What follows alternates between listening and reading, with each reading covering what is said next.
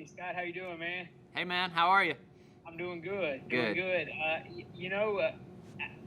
A lot of talk about this pitching staff has been that maybe one of the deepest in school history, and I guess when you hear things like that, comes a ton of expectations. And I guess I would just start by asking, I mean, how do you handle that when you have three guys that's scheduled for the weekend that may be high draft picks? I mean, you got all kinds of, uh, you know, top tier talent. So just kind of what's your overall thoughts on the expectations on this staff and kind of managing those going through this year? Um, First of all, hello to everybody. Good to be here. And so the question about the pitching staff, there has been a lot of hype, and I will say that it's well deserved hype for the talent that these guys have.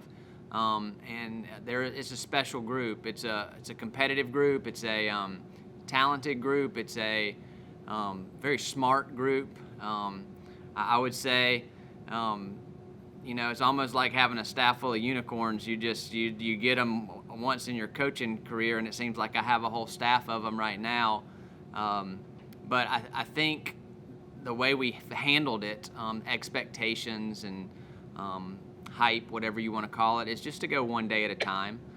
These guys know they got to get a day better each day, and for all the talent and all the competitiveness and all the great qualities that they have, the one quality that they don't have a lot of right now is experience.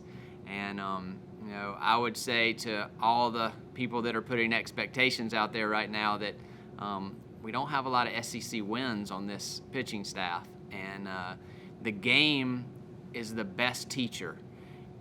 As much as we practice and as much as they've gotten better, and their work ethic is certainly there for all of them, the game is the best teacher, and that's what we've lacked the last year because of the situation we've been put in. So I'm anxious to see how they handle games. I'm anxious for them to be in games because I think there's going to be a lot of learning once the games start, and especially once we start SEC play. There's going to be some lumps. There's going to be some speed bumps, but I have every faith, all the confidence in the world in the guys on the staff that they're going to be able to be quick learners and overcome those obstacles. What else for Coach?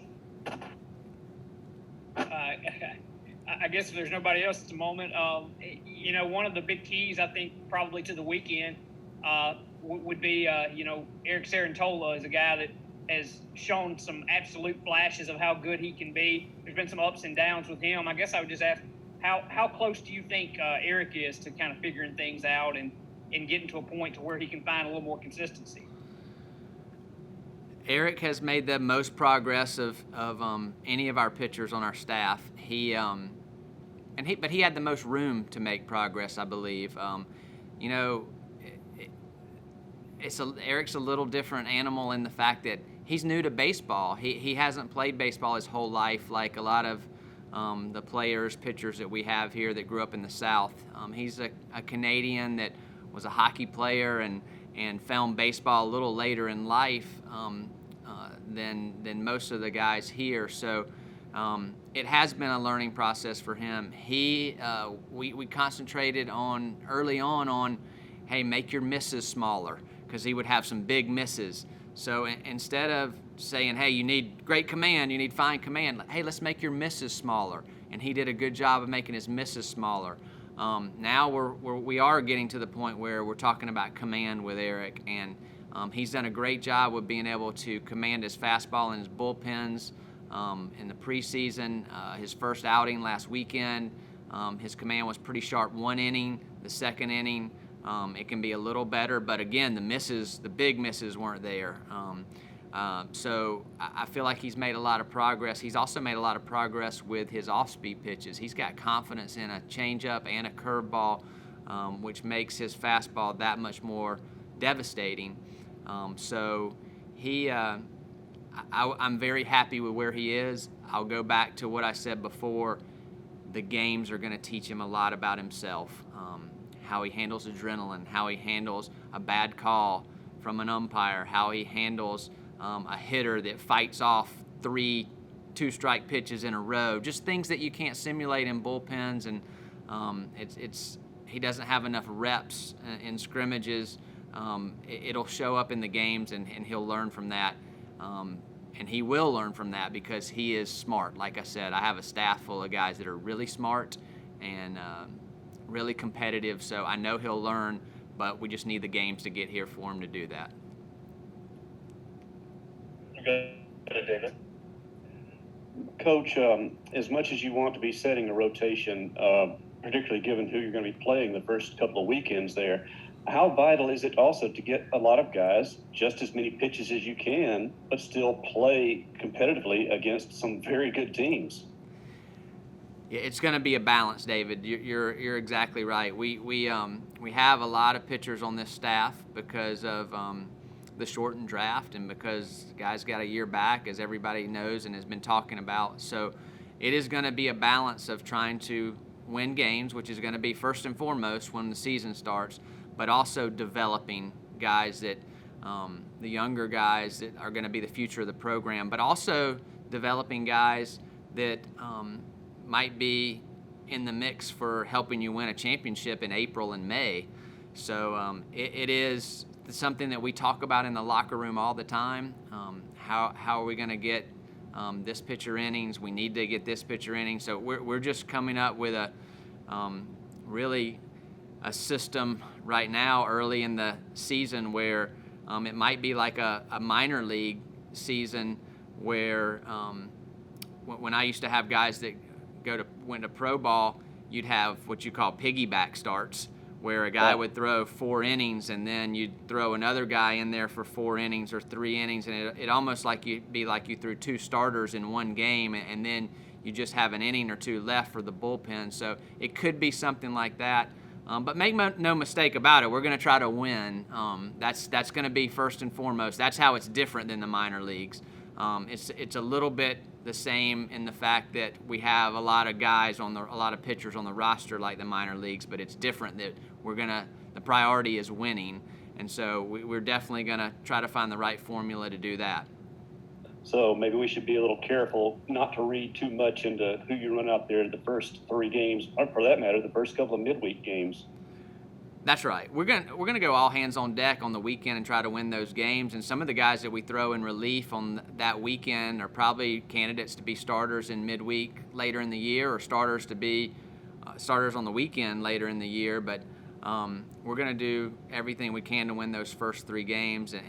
And just, I think Coach Lim has spoken to this point that we're gonna try to find out what the best matchups are that first weekend. So we feel like we have multiple guys that can pitch on Friday. I mean, I can give you 89 reasons for Eric Cerantola to be on Friday. I can give you 89 reasons for Will Bednar, 89 for Christian McLeod. They're a little bit interchangeable with how good they are, and we'll play the matchups a little bit to see what gives us the best chance to win.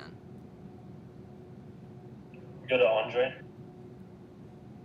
Hey, Coach, how are you? Wanted to ask you about the 3 guys. Just where'd you see the most development since last year? I mean, obviously this was a different off season with COVID and everything, but like where have you seen the most the most progress made, I guess, in terms of their development? And when you say the 3, Cerantola, Bednar, and McLeod. Yeah. Okay. Yeah, Christian, Will, and Eric. I'm sorry. Sure. We have tried to. Christian, I think, will tell you that he's just tried to make his pitches a little bit better, each one. So we've been working on a little bit more vertical movement with his fastball, so back spinning his fastball just a little bit more. He already had great vertical movement, but we're trying to make it a little bit better. His breaking ball, same thing. The depth on his breaking ball, just making it a little bit better. His changeup, believe it or not, with Christian's changeup, we try to soften that a little bit. Sometimes it gets a little firm and almost acts like a 2-seam fastball. So we've been trying to get that where maybe it's a little bit more of a swing and miss pitch. And so that's a little bit of feel, moving it around in his hand to see how it comes out of his hand a little bit softer, a little bit better to get swings and misses with a changeup. So just fine-tuning those pitches for Christian. With Will, we've really been focusing on his off-speed pitches. He dominated for that, quarter of a season or 20% of a season last year with mostly fastballs. And he can dominate with his fastball this year as well, but he's added a lot more confidence in a slider. He has a real curveball too, as a weapon. And then the changeup was the newest pitch for him to throw, because he really never needed a changeup until he got to this level. So he's been doing a good job with his changeup. So I would say the focus for Will has been his off-speed pitches.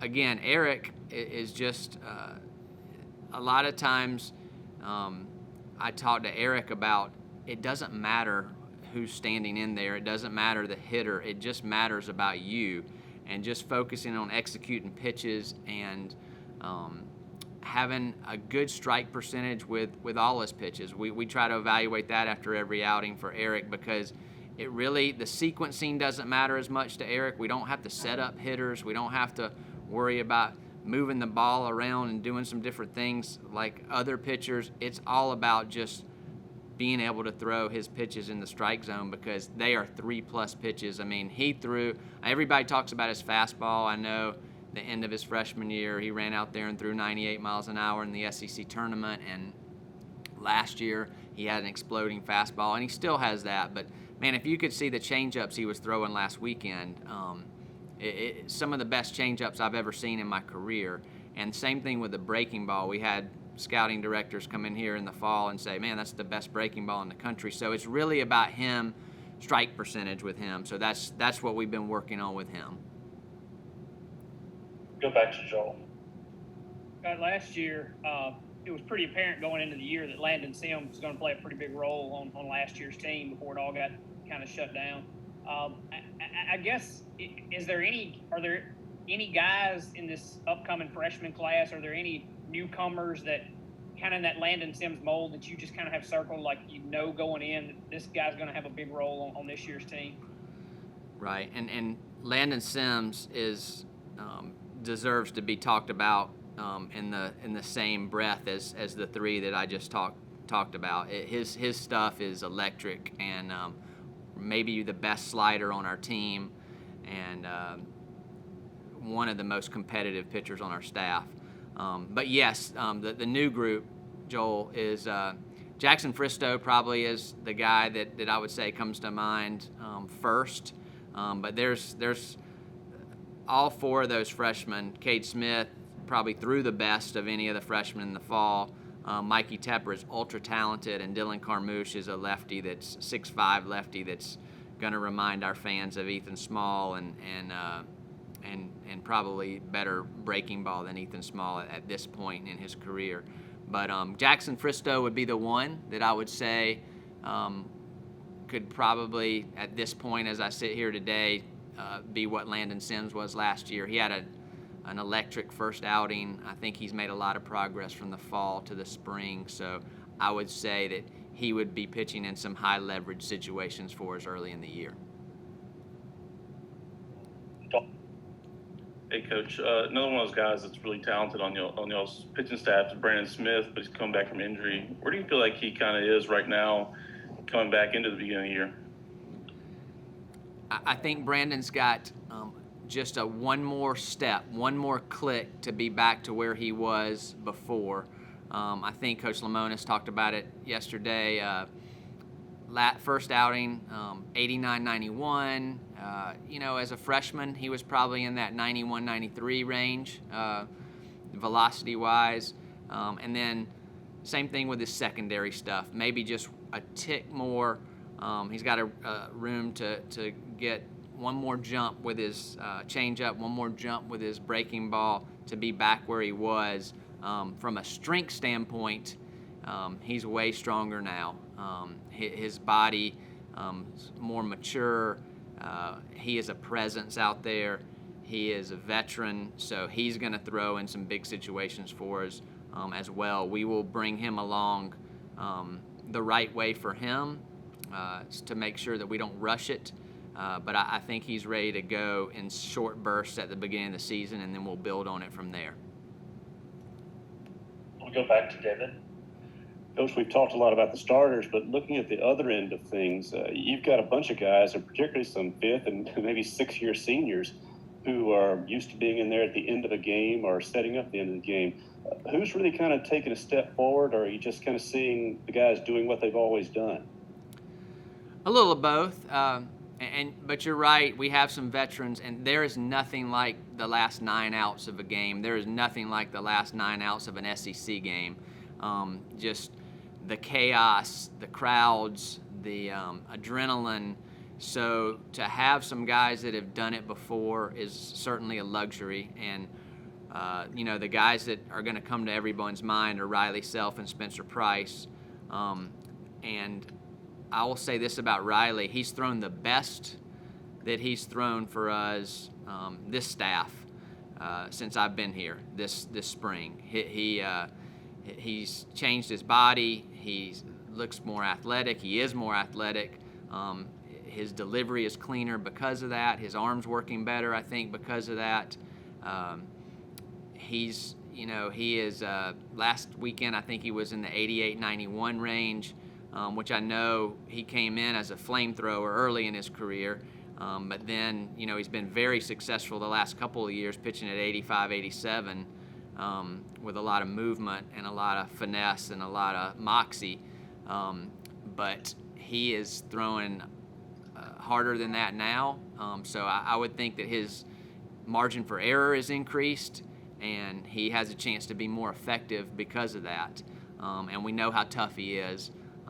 We joke all the time that we put him in the stickiest situations, and we do, and he handles it. That's why we do it. Spencer Price the same way.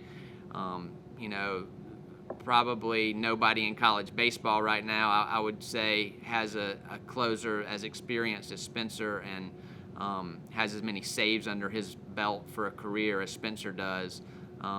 We know that the stuff is probably not as premium as a lot of the other guys on our staff, but the will to win and the knowledge, the know-how, the toughness is there with Spencer, and it's one of the best sliders on our team. I don't want to sell that short, but I think when everybody thinks of stuff, they think of fastball velocity, and you're not going to see that from Spencer, but you are going to see somebody that's going to come at you with toughness and knows how to close out a game. Also, going into this first week or so, is everybody available, or is there anybody trying to hold back for another week or two to get ready? We have about 2 or 3 guys that are just for whatever reason. Sometimes it's weather, sometimes over the break they got sick, sometimes there's multiple things. They were just a little bit behind in throwing programs. So, but other than those 2 or 3, we're full go right now, and I expect those guys to be probably back by the opening weekend. They just haven't thrown in the scrimmages yet, but they will get in there, work their way in the next 10 days or so, and jump right back into the mix. Ben? Hey, Scott, forgive me if this got asked before, but obviously we had talked to Chris and Jake about this yesterday, but you guys have pretty much kept your entire staff together in the time that y'all have been here. Just what does that continuity do for y'all as a program, and how has that kind of helped, for you guys build what you guys kind of envision as this program? Well, it's been great. It's a joy to come to office every morning, number one. My dad told me growing up, you need to pick a job that you love getting up in the morning and going to work if you can, and that's certainly the case here. I'm surrounded by a great group of guys. We hang out together when we're not at work. We're finishing each other's sentences right now, so I think it's a little scary, but it's great for recruiting. It's great for understanding expectations. It's great for knowing each other's strengths and weaknesses to help practices run more efficiently and help games go smoother. So I think just all the way around, having the staff continuity is a bonus. So it's certainly been a blessing for me to have those guys around me. And then just one quick follow-up. We heard Chris yesterday say that Landon Sims might be the X factor on this staff. I guess just in terms of what Landon does and how he kind of fits, I mean, I know we saw him start some games, kind of out of the bullpen and some too. I mean, just what is his ability, and how does he kind of fit in what y'all are going to be able to do this year? He's a very important piece. I know we call him the hybrid a lot of times. Right now we're getting him ready to start. I mean, he's building his innings like everyone else. We know he can go to the bullpen, but he's a guy that we feel like could be electric in 1 or 2 inning stints. But we also feel like he's a guy that if a starter goes 5 innings, you can put Landon in and he can finish the game. He can go 4 innings, kind of like the piggyback start I was talking about before. So it is just a luxury to have him, and he is, like I said, he's should be mentioned in the same breath as those other 3 as far as talent and competitiveness and what he means to our program, because he's got a chance to be the heart and soul of this pitching staff a variety of different ways. Just one quick sorry off of that. Just, I mean, does it feel like in a normal year he's the kind of guy that's maybe in a weekend rotation spot, but just given, what happened and, what y'all are bringing back, it mixes things up a little bit? No question.